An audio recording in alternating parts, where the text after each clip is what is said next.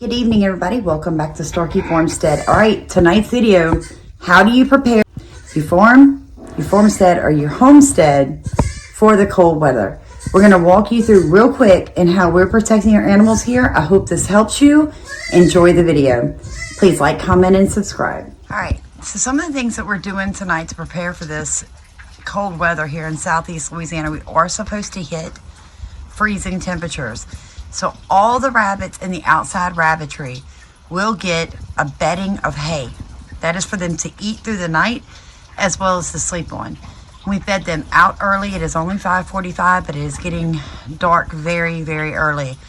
So they were fed extra, fed early, and they will get a big bedding of hay. That's going to protect their feet and their bellies on this cold, cold wire, guys.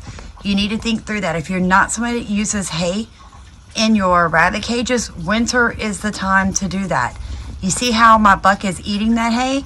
He's going to eat his bedding all night. By the time the sun comes up in the morning and it begins to warm back up here in southeast Louisiana, he's going to be very comfortable. That hay could actually keep him from freezing to death. So it's a big important thing to do. It's great for their teeth, good for their bellies, but the most important thing is it keeps them off this cold wire. We opened up the end of our watering system right here to keep a continual flow so that we don't freeze up tonight. It's the first time we're trying this system with a pressure gauge, and we're excited.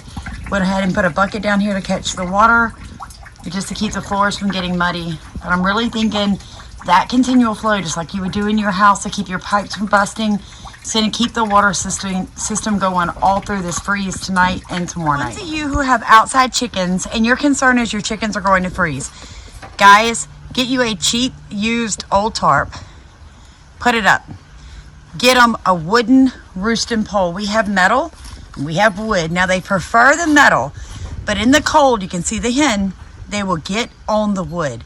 That keeps their feet from accidentally freezing. Okay, we also have a tarp on top, a tarp to stop the north wind.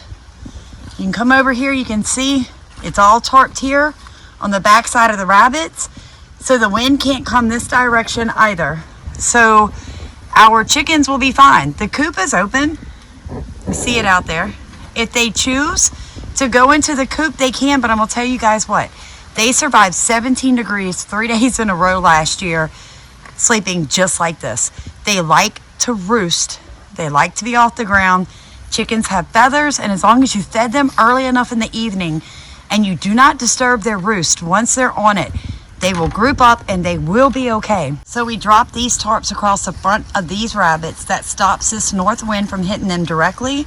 It also does an amazing job to cut the wind from the chickens. This is why we combine these coops. You can see we even used somebody's, a couple of years ago, they had one of their I'm up for election signs. After the elections, we grabbed it. The chickens will actually get behind that tomorrow morning and dig around in there, and they'll stay completely warm because the air is cut. As long as that wind is not directly hitting your animals, they're gonna be okay. Now, I will tell you, for the quail, what we did, the same concept. You see the blue? All the way across the front of their pens, this is the only side that's open, and they have hay in the bottom of their pen. And this is the south side anyways. Yeah, this is the south. It's much warmer right here. Yeah. Much, much warmer on this side of their coop, and they need fresh air. And when the sun comes up, they need to be able to see it, guys. That's what gets them up and moving. You've got to protect your animals from the wind. They're made to be outside. That's how God created them. But they can't just be in the direct wind. They'll freeze to death. So if you can block the wind, they're going to be all right. I have rabbits in quarantine. Now, they are in the shop. We went ahead. We don't usually lower it, especially in the summer. Shop doors down.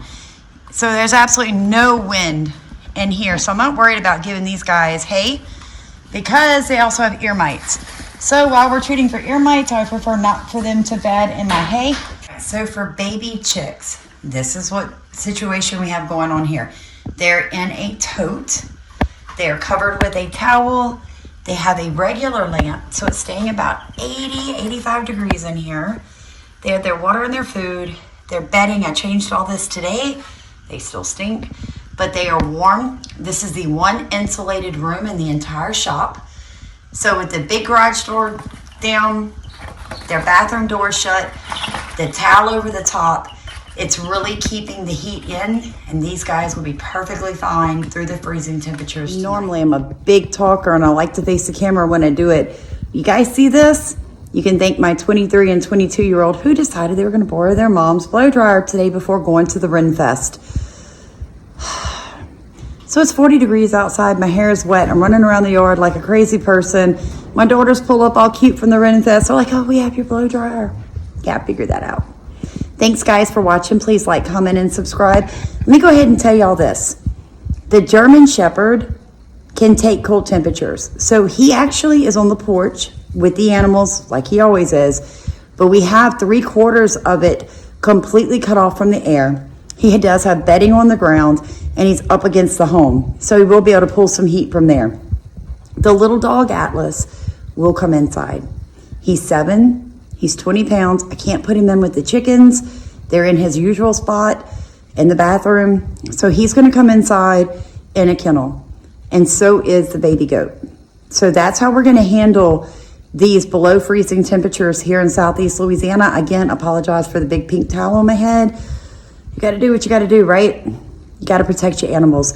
So get out there. Make sure that you've done everything you can.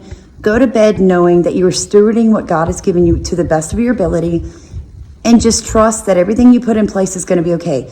Listen to me. If you have outside chickens in Louisiana, you don't need heat lamps. You're going to end up accidentally burning down something. The same with outside goats and stuff. Even with my dog, my big dog. As long as they can get out of the wind and they have something that they can bed in to keep their body temperature up, they're going to be okay, guys. I promise you. So thank you for watching Starkey Farmstead. Please like, comment, and subscribe. For an art project. Sorry. It's okay. Did y'all have fun at the Ren Fest? It was cool. Oh, you guys look great. Liz, can I get your hair? It took an hour to get there, and then we were in line for like 15 minutes. They were like, sorry, we're out of turkey legs. So we had to go to a different booth. We waited in line for 30 minutes, and they were also out of turkey legs.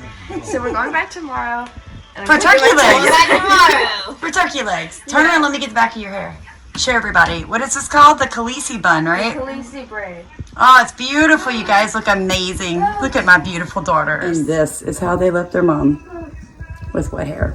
What are you going to do? Oh, yeah. Gotta love your kids. Here's Miracle. And like I said, true to my word, she is in the house. In fact, she's hanging out with her surrogate dad. Yeah, she's just too little. We do have a heat lamp and an area set up for her, but until we either can get her a companion animal or she's big enough to hang out with the German Shepherd, she'll be hanging out with us. Oh, you're going to eat the blanket. So keep your animals warm tonight, guys. God bless. Be safe. See you guys later.